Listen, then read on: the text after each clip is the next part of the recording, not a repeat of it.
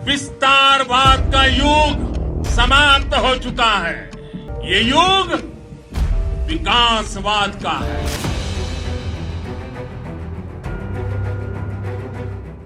दोस्तों, अब तक आपने सेना या हमारी केंद्र सरकार को ही चीन से भिड़ते देखा होगा। चीन की दादागिरी को खत्म करने के लिए ये दोनों ही अपना जोर लगा देते हैं।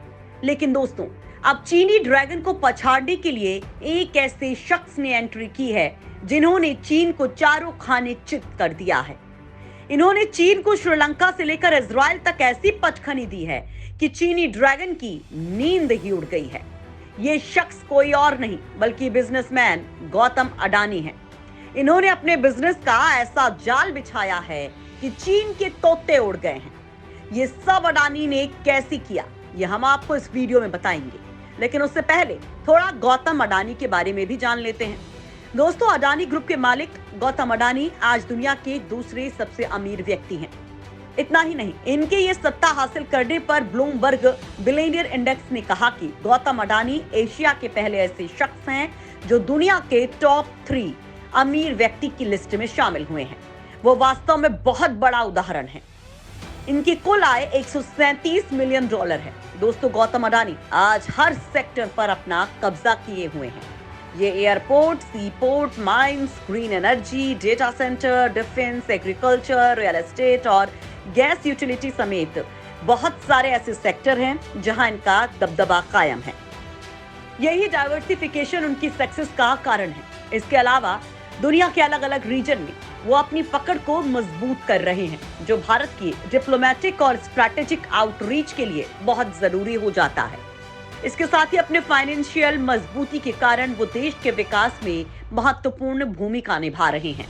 लेकिन उनकी ये ताकत चीन को मात दे रही है। वो एक नया हथियार बनकर चीन को खत्म कर रहे हैं। तो चलिए जानते हैं कि कैसे गौतम अडानी भारत और चीन के जियोपॉलिटिक्स के बीच अपनी भूमिका निभा रहे हैं। इसके साथ जानेंगे कि क्या एक शख्स इंटरनेशनल पॉलिटिक्स के इतने सेंसिटिव मामले की गतिशीलता को बदल सकता है। दोस्तों, सबसे पहले हम श्रीलंका को लेकर बात करते हैं। इस वक्त श्रीलंका अपने बुरे दौर से गुजर रहा है और ये सब चीन की वजह से हुआ है। उसके दिए भारी भरकम कर्ज के चलते और कर्ज के बदले जो चीन की नीतियां थीं, उसने श्रीलंका को इस मोड़ पर लाकर खड़ा कर दिया है। इसके अलावा श्रीलंका की खुद की कुछ नीतियां भी ऐसी रही हैं कि जिससे वो कंगाल हो गया।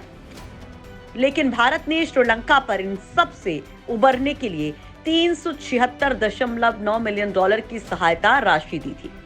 दोस्तों, जैसा कि हम जानते हैं कि चीन अपने बेल्ट एंड रोड प्रोजेक्ट के जरिए भारत को घेरना चाहता है और इसके लिए श्रीलंका उसका सबसे पहला हथियार है। लेकिन यहाँ गौतम अडानी चीन को काउंटर करते हुए इंडिया के स्ट्रैटेजिक इंटरेस्ट को बढ़ाते नजर आ रहे हैं। दोस्तों, वैसे तो गौतम अडानी ने भारत में अपने बिजनेस का जाल बिछाया हुआ है, लेकिन उसके साथ ही उन्होंने देश के बाहर भी अपनी पकड़ बनाने के लिए ओवरसीज डील के जरिए निवेश शुरू कर दिया है। दोस्तों, जुलाई 2022 में अडानी ने कहा कि कई विदेशी सरकारों ने अपने यहाँ उन्हें कई इंफ्रास्ट्रक्चर बिल्ड करने की बात कही है। एक रिपोर्ट में ये सामने आया था कि वो साल 2030 तक दुनिया के सबसे बड़े पोर्ट डेवलपर बनना चाहते हैं। विशेषज्ञों का कहना है कि जिन देशों के साथ भारत के रिश्ते चीन से बेहतर हैं, वहां अडानी बड़ी सफलता हासिल कर सकते हैं, जिसका सबसे बड़ा उदाहरण श्रीलंका है। यहाँ भारत ने चीनी ड्रैगन को बड़ा झटका देते हुए श्रीलंका में $70 करोड़ का एक रणनीतिक डीप सी कंटेनर टर्मिनल का समझौता किया है। द श्रीलंका पोर्ट्स अथॉरिटी और अडानी समूह के बीच ये बड़ा समझौता हुआ था। ये नया पोर्ट कोलंबो में चीन के बनाए $50 करोड़ की चीनी जेटी के पास है। दोस्तों, चीन ने श्रीलंका के हम्बनटोटा पोर्ट पर अपना कब्जा कर लिया है। उसके बाद उसकी नजर कोलंबो पोर्ट पर थी। उसने कोलंबो पोर्ट के लिए अपने बहुत बड़े निवेश की घोषणा भी कर दी थी। वो यहाँ दुबई के जैसा एक फाइनेंशियल हब बनाना चाहता था। उसने इस प्रोजेक्ट को लेकर साल 2014 में नींव रखी थी।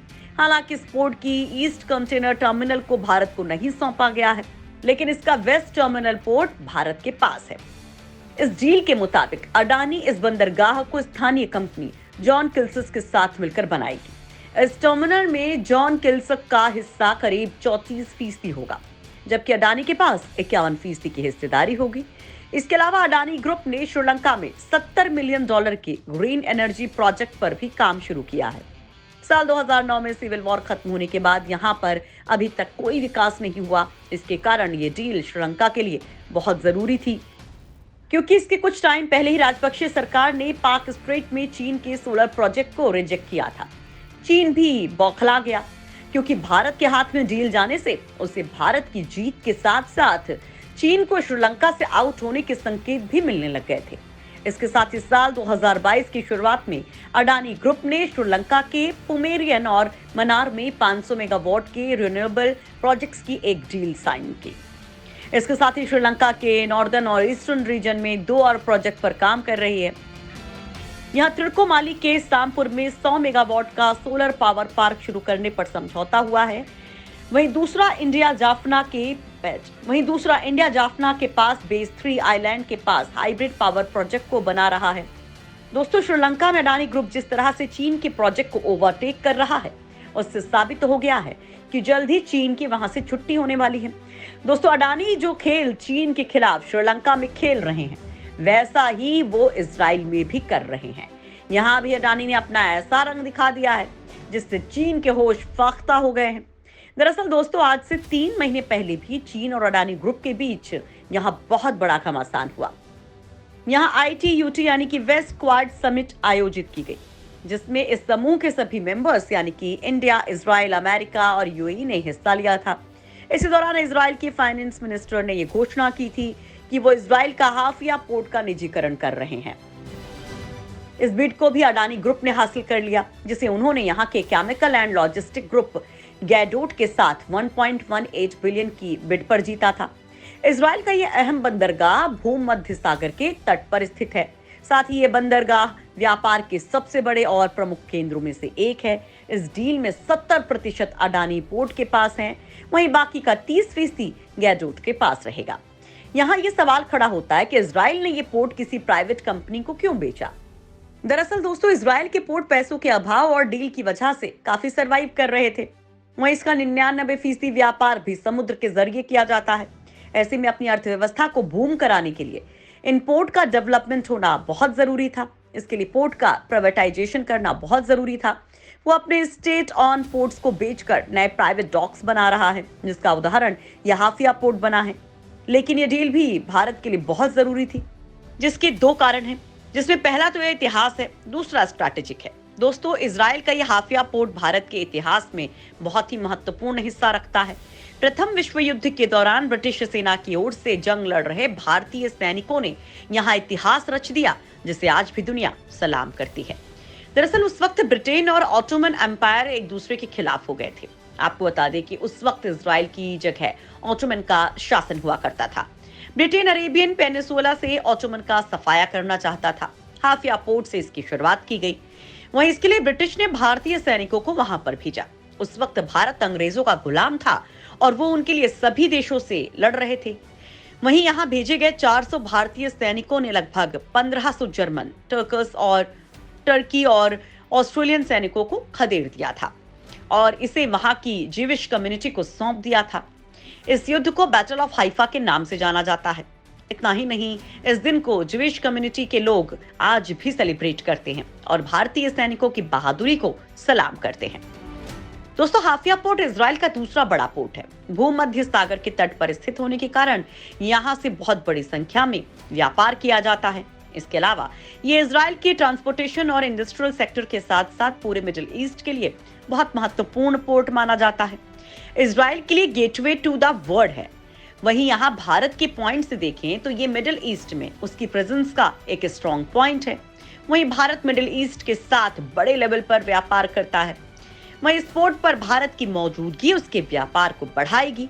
आंकड़ों के मुताबिक साल 2030 तक इजराइल, यूएई और भारत में व्यापार बढ़ाकर $110 मिलियन तक पहुंच सकता है। ऐसे में साफ होता है कि यह भारत के लिए कितना जरूरी है। इसके अलावा यहाँ चीन की मौजूदगी भी भारत को इफेक्ट करती है। दोस्तों, आपको बता दें कि पूरी दुनिया में चीन 63 देशों में 100 पोर्ट पर अपना अधिकार जमाता है, जिससे साफ होता है कि चीन किस तरह से पूरी दुनिया पर अपना कब्जा जमाना चाहता है। यहाँ हाफिया पोर्ट के पास चीन का न्यू हाफिया पोर्ट मौजूद है ऑटोमेटेड न्यू हाफिया पोर्ट को चीन के शंघाई इंटरनेशनल पोर्ट की ओर से बनाया गया है। इजराइल और चीन ने इस प्रोजेक्ट के लिए साल 2019 में साइन किया था, जिसका पहला फेज बनकर तैयार है। यहां आप सोच रहे होंगे कि जब चीन के साथ इजराइल ने न्यू हाफिया पोर्ट के लिए साइन किया था, तो उसने अपना पुराना पोर्ट उसे क्यों नहीं दिया। तो हम आपको बता दें कि इस डील से अमेरिका इजराइल से नाराज था, क्योंकि वो नहीं चाहता था कि चीन इजराइल तक पहुंचे। इसलिए इजराइल ने ये पोर्ट भारत को दे दिया, जिससे चीन को बहुत बड़ा धक्का लगा है।